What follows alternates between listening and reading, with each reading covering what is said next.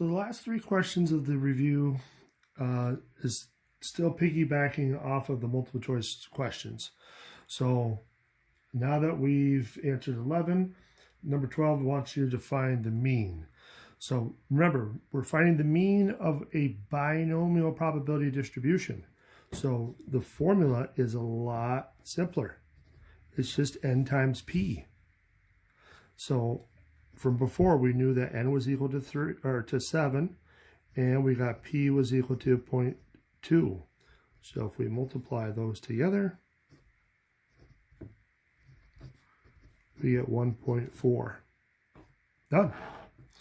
So 1.4 questions.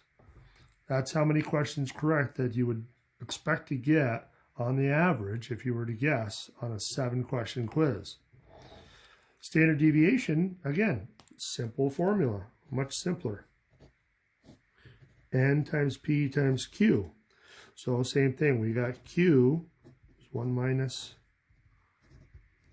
P, so that gives us 0.8. So if we take the square root of 7 times 0.2 times 0.8, let's see what we get. 7 times 0.2 times 0.8 equals that. Don't forget to square root it.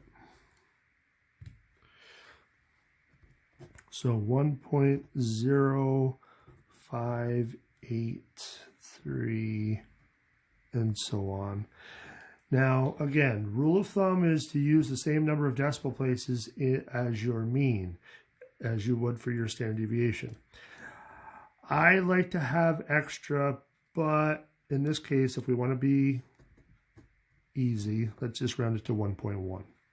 So 1.1 questions. So 1.1 questions would be our standard deviation. Now the fun question. Is getting 6 out of 7 correct by guessing a significantly high number of questions, correct answers, Use 2 statistical methods to justify your answer. Well, one way is to use the range rule of thumb. If we use the range rule of thumb, we can get our min significant value,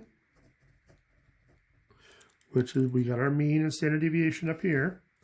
So we're going to say 1.4 minus 2 standard deviations, which is going to give you a negative 0.8.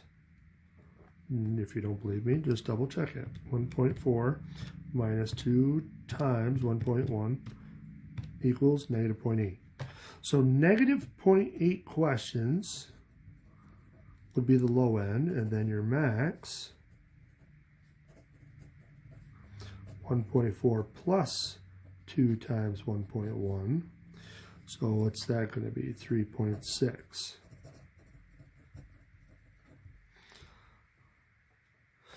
So those are your cutoffs for significance. So anything in between we would expect to happen. It's not significant. But if it's outside of those cutoffs, then there's some significance to that. So looking at what they're analyzing, how does 6 relate to these questions or to these cutoffs? So since 6 is greater than 3.6, then yes, 6 is significantly high. It's a high number of correct answers based off of the range rule of thumb.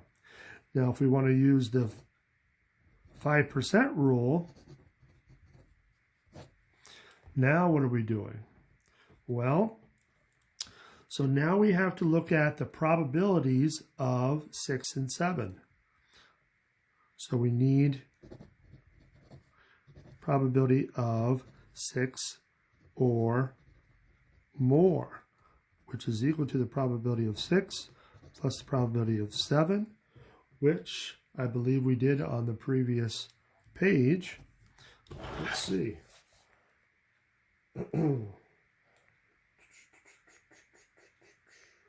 Number 10 was that problem. We had to use the binomial formula. So remember this? We found it here, and we got 0 plus. We got a really, really small probability. So,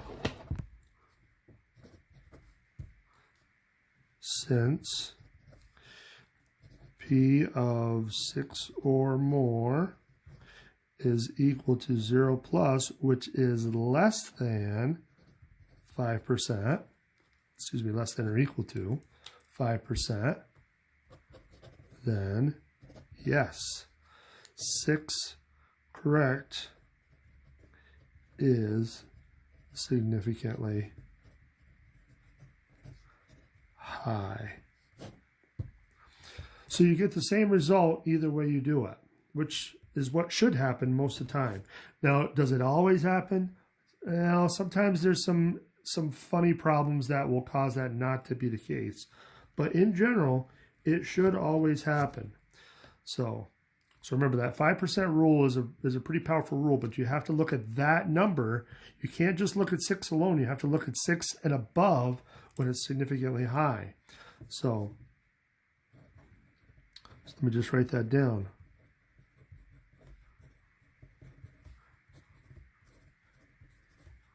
Oops.